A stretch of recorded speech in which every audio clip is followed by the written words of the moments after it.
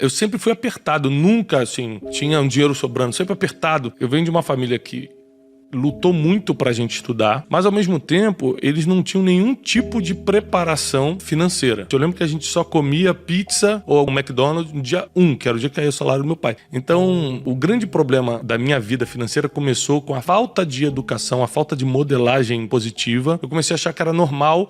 Tô mal, vou ali pedir dinheiro pros outros. As coisas foram piorando quando eu comecei a ir pra rua trabalhar, já adolescente pra jovenzinho, comecei a perceber que a vida era muito difícil, porque eu ganhava R$450 e tinha que viver com aquilo. Uma coisa boa, Bruno, é que eu nunca tive medo de trabalhar e nem medo das oportunidades. Então, eu queria trabalhar com música, eu procurei o melhor estúdio de gravação da época, eu morava no Rio de Janeiro, e falei assim, eu queria trabalhar pra vocês de graça. Eu tinha 15 anos. Então, eu fiquei dos 15 aos 17 trabalhando sem remuneração, enrolando o cabo no estúdio, mas aprendi a operar a mesa de som, a montar as coisas, a tocar instrumentos. Com 17 anos, eu já estava gravando CDs. Você foi pago em conhecimento desse período. Exatamente. Então, com 17, 18 anos, eu comecei a ganhar mais. Só que o dinheiro ia embora no mesmo dia, porque era um modelo muito forte da minha família. Ela repetindo o comportamento dos seus pais. Repetia o comportamento, assim, absurdamente, entendeu? Então, eu comecei a ter dificuldades maiores, mas eu percebi uma coisa nesse tempo, que eu não gostava de trabalhar pra ninguém. Quando eu conheci Janine, minha esposa, eu ainda trabalhava com música, só que a vida de música era muito instável. Tinha mês que eu ganhava 3 mil, tinha mês que eu ganhava R$300. E mais do que isso, eu sempre fui um cara ambicioso no sentido de, cara, eu quero ser o melhor ou maior nisso aqui. Aí com 19 para 20 anos eu percebi o seguinte, cara, eu não vou ser o melhor músico, eu não vou ser o melhor técnico de gravação. E segunda coisa, eu admirava muito alguns músicos que eram os melhores do Brasil. Eu lembro que eu fui gravar uma vez os músicos do Djavan como técnico de gravação, né, ali no estúdio. E aí, cara, tava lá os maiores, eram os maiores do Brasil, muito famosos, qualquer músico conhecia. E eu fui vendo os músicos chegando assim, de Fiat Uno toda arrebentada, os caras brigando pra dividir uma pizza. Cara, R$20, 5 de cada um, senão não dá. Eu falei assim, cara, eu não vou ser o maior. E se for, é até aí que eu vou. Ali eu decidi que eu queria ser alguém na vida. Eu falei, não, cara, eu tenho que partir pra ser grande, eu quero ser grande. Eu sempre pensei, essa questão de você modelar pensamento, as pessoas acham que é clichê, mas é pura verdade. E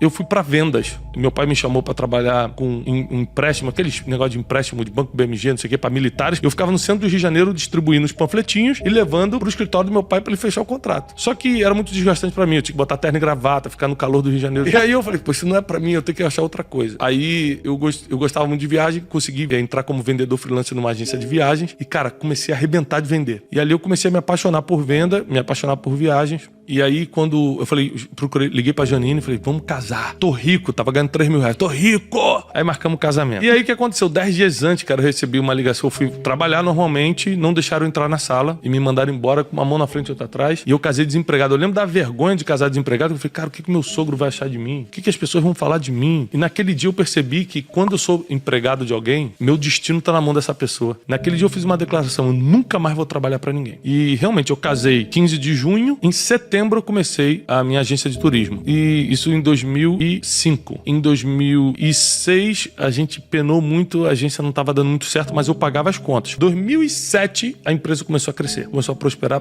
2008, a gente começou a ganhar muito dinheiro. 2009, a gente explodiu. Bum, viramos a terceira maior empresa do país no segmento. 2009, Nossa. 2010, 2011, a gente ficou na liderança. E aí, quando chegou de 2013 para 2014, aí eu comecei a gastar a bel prazer. Eu ligava pro financeiro e falava assim, cara, quanto é que tem na conta aí? Eu não perguntava quanto tem meu, quanto tem na conta. Eu quebrei basicamente porque eu era burro financeiramente, orgulhoso, não tinha experiência, achava que tinha, e principalmente porque eu misturei PJ com PF. Sim. É muito comum. Então eu queria deixar a empresa pobre, portanto que eu fosse rico. E aí eu fiz uma viagem para Nova York com a Janine e recebi uma ligação de lá, falando o seguinte, olha, volta porque a empresa quebrou, tá de cabeça para baixo. O que aconteceu foi que o mercado virou de um dia pro outro. A gente recebeu 87 grupos, a gente recebeu no dólar de 1,80. O mercado virou para 3 e pouco, era dia de pagar fornecedor.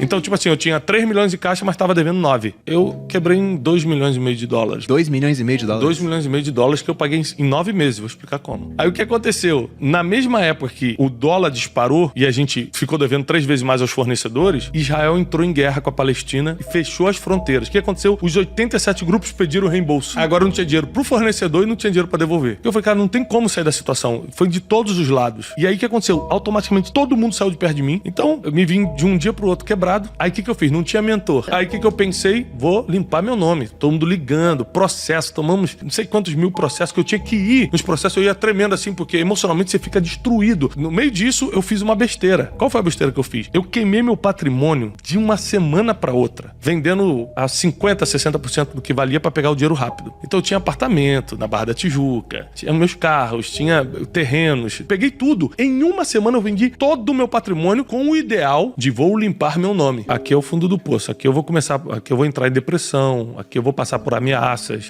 aqui eu vou tomar decisões sérias na vida. Esse aqui é o fundo do poço. Quando eu quebrei, comecei a ser processado e vendi todo o meu patrimônio, eu fui morar numa casa assim vergonhosa de aluguel, vergonhosa mesmo, uma entrada assim de uma comunidade. Na época eu só tinha 2 filhos. A gente passou por muita vergonha, muita humilhação, a gente foi muito caluniado. Muita gente inventava a história da gente. Então, normal. O ataque emocional era muito forte. Muita gente que tentou me destruir no nível máximo. Pensa um nível hard assim de destruição. Hoje bate na minha escola e fala assim: rapaz, sempre acreditei em você, cara, tamo junto. É impressionante, cara. Eu me cerquei de 2, 3 pessoas que me ajudaram muito. É muito importante quando você tá endividado, você ter suporte emocional. Eu fiquei um tempo em estado de choque em casa e eu tive um insight em uma das minhas orações. Eu tive um insight porque tem uma passagem bíblica que Moisés fala assim: não tem mais jeito. E aí Deus fala pra Moisés: o que você tem na mão? Eu tenho um cajado, então usa o cajado. E aí eu falei isso pra Janine, mas eu falei: o que a gente tem na mão? Ela falou: Thiago, a única coisa que você tem é o diploma do mestrado. Eu tinha feito, na época que tava no auge lá da empresa, um mestrado nos Estados Unidos em Business e Coaching, mas mestrado na universidade, 1 ano e meio nos Estados Unidos e tal. Eu tinha esse diploma. Você quer saber? Eu vou começar a dar aula disso. Eu sempre falei bem em público, justamente por causa da igreja,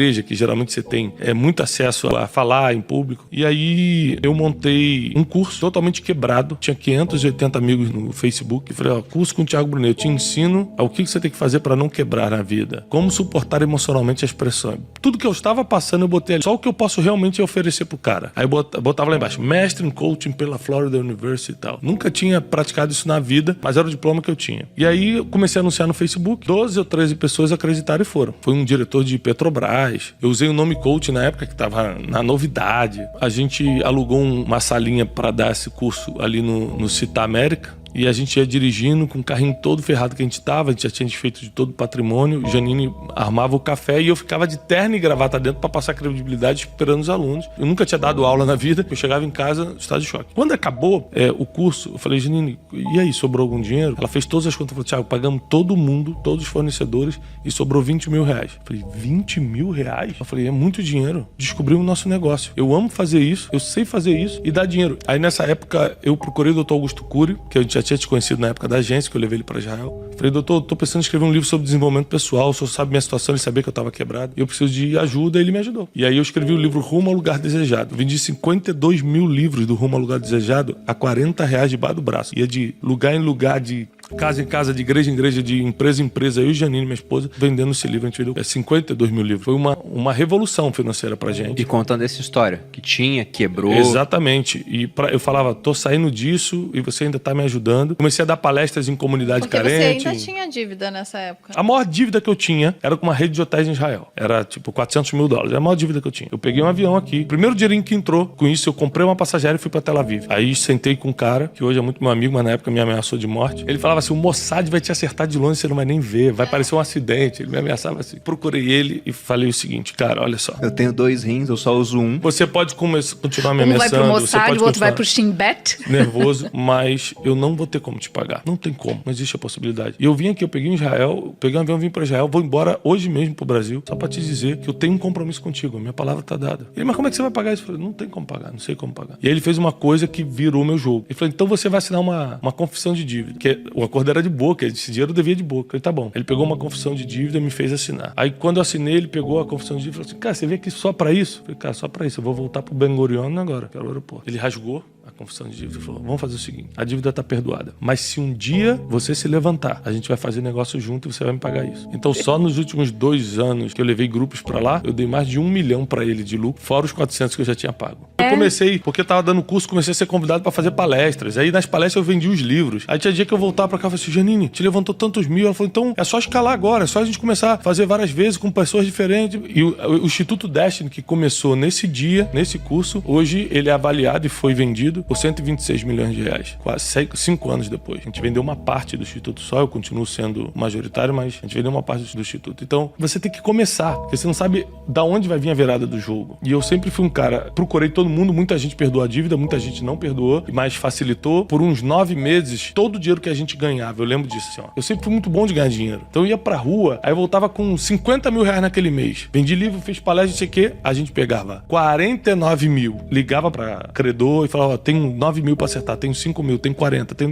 E R$1.000 a gente comia e a gente ficou muito tempo comendo miojo. Um dia eu vou até escrever um livro chamado Um Miojo para Dois. Eu passei por situações extremas também. A gente não vamos tocar no dinheiro enquanto a gente não pagar a dívida. A gente levou muito a sério. Então a gente não passeava, não ia no cinema, não comprava nada. Tipo, mas tem R$20 aqui. Chegou uma época que eu lembro que a gente tinha uma gaveta com dinheiro. Ela falou, vamos no cinema? A gente tinha muita bolinha de dinheiro, que era dos cursos. Eu falei, não vamos. É tudo pra dívida. E a gente pagou muito rápido a dívida. E aí, cara, com essa experiência, porque como eu aprendi a dar palestra e fazer curso no pior momento da minha vida, eu aprendi muito rápido. Porque o teu estado emocional acelera muito o aprendizado, né? Então eu virei, assim... Você não tem opção. Mestre no assunto muito rápido. Isso foi em 2014, 2015, 2016 eu comecei a construir o nome do Instituto, meu nome. Em 2017 a gente deu a primeira explosão, assim. Foi o meu primeiro vídeo que viralizou. Comecei uma conferência anual, chamada Conferência Destino, e pronto. Aí a gente começou a acontecer, as coisas começaram a melhorar. Primeiro, controle suas emoções, porque quem não governa suas emoções não consegue governar mais nada, inclusive sua vida financeira.